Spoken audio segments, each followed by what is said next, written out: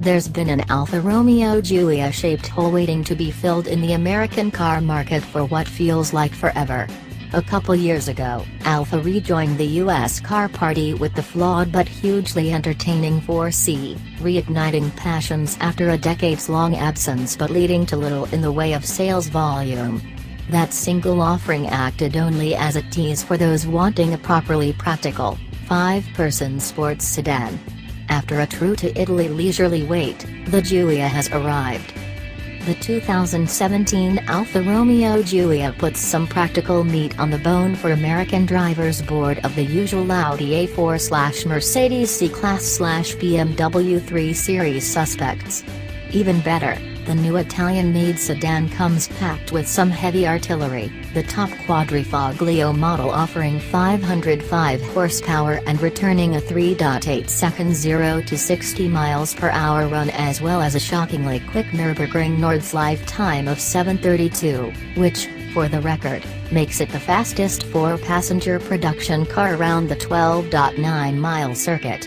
For context, that's 6 seconds quicker than a Lamborghini Gallardo LP 574 Superleggera, and a full 20 seconds faster than a BMW M4. Our first taste of the highly anticipated Giulia brought us to Sonoma Raceway and some local roads nearby in California's wine country. As we approach the pack of cars warming in pit lane, there is further evidence that the Giulia Quadrifoglio is serious. Its Ferrari-derived 2.9-liter twin-turbo V6 sounds snarly and sweet, and cars passing on track report raspy exhaust coughs between shifts. When you go to get in, there's a slight chance of bumping your head on the low-slung roof. Wouldn't be an Italian car without an ergonomic quirk, right? The test car appears to be equipped with a full gamut of options: leather across the dash, carbon fiber trim breaking up the bovine bits, an Alcantara and leather-covered steering wheel, and the standard 8-speed automatic, the only transmission option for US market Giulias. This is a distinctly Italian execution, with unique details like green and white top stitching. But there are also splashes of conventional design throughout, including the analog tack and speedo with a multi-function screen positioned between them, and a steering wheel flanked by tall aluminum shift pedals that are attached to the column and remain stationary. A center console-mounted dial selects the drive modes: D for dynamic, N for natural, A for advanced efficiency, and race, and a button in its center lets you choose suspension stiffness.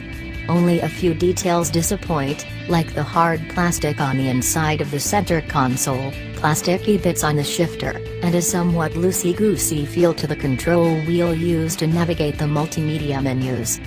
Press the red engine start button on the steering wheel, and the pleasing thrum of the twin-turbocharged mill comes without any artificial enhancement. Thank you, Ferrari.